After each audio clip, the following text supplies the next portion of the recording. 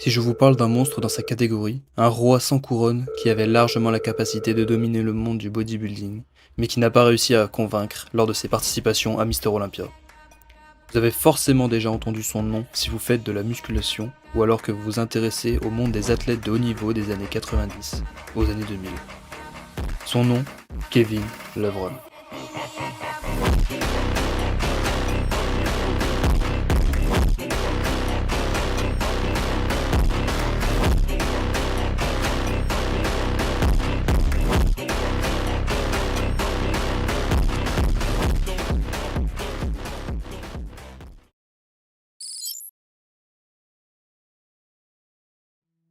Aujourd'hui, on va retracer son histoire et comprendre pourquoi il est devenu une légende du bodybuilding, malgré le fait qu'il n'ait jamais remporté de titre de Mister Olympia.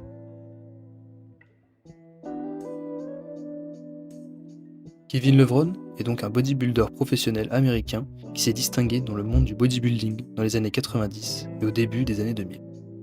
On le surnomme le Uncrowned King, le roi sans couronne en français, en raison de ses performances impressionnantes sur la scène de Mister Olympia, malgré le fait qu'il n'a jamais remporté le titre après 4 participations. En 1992 et 1995 derrière Dorian Yates, et en 2000 et 2002 derrière Ronnie Coleman.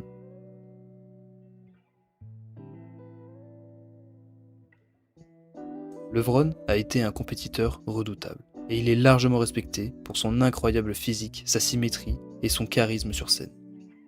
Sa capacité à maintenir un niveau exceptionnel de conditionnement physique et de performance lui a valu une place de légende dans le milieu du bodybuilding. Concernant son physique, ses mensurations sont juste impensables. Il mesure 1m79, pèse 110 à 115 kg en compétition, et en hors-saison, son poids atteint 120 kg. Son tour de poitrine est de 145 cm, son tour de taille de 74 cm, son tour de cuisse est de 82 cm, et enfin il a un tour de bras de 60 cm.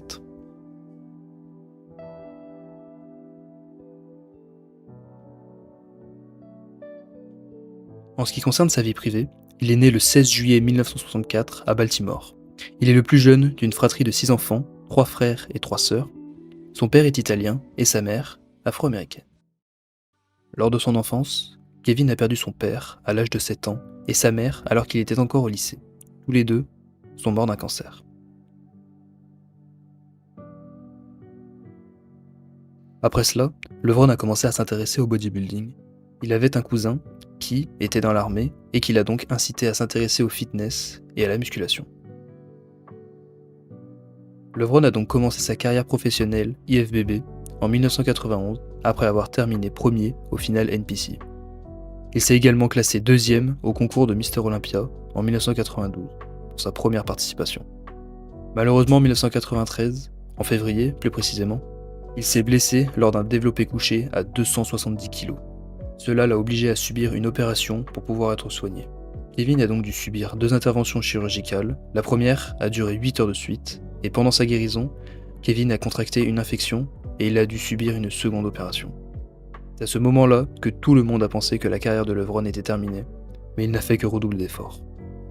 Surnommé Maryland Muscle Machine, il était considéré comme un des plus sérieux rivaux de Dorian Yates avec Kenneth Wheeler, Sean Ray, Chris Cormier et Nasser El Sanbati. Il a notamment été 2 fois vainqueur de l'Arnold Classic en 1994 et en 1996, et il s'est classé deuxième à Mister Olympia à 4 reprises. En 2003, il se retire de la compétition et il fait un retour en 2016 au Mister Olympia sur invitation spéciale. Après 13 ans d'absence et à l'âge de 51 ans et après seulement 5 mois de préparation, il s'est classé 17e. En 2018, il a participé à sa dernière compétition, l'Arnold Classic, et il s'est classé 13e. Après la compétition, il a donc annoncé que ce serait sa dernière participation dans le monde du bodybuilding.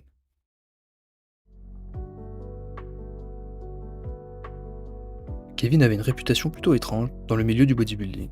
En effet, comparé à ses opposants, il ne prenait pas beaucoup de kilos hors saison, et concernant ses entraînements, il ne s'entraînait à forte intensité qu'à l'approche des compétitions.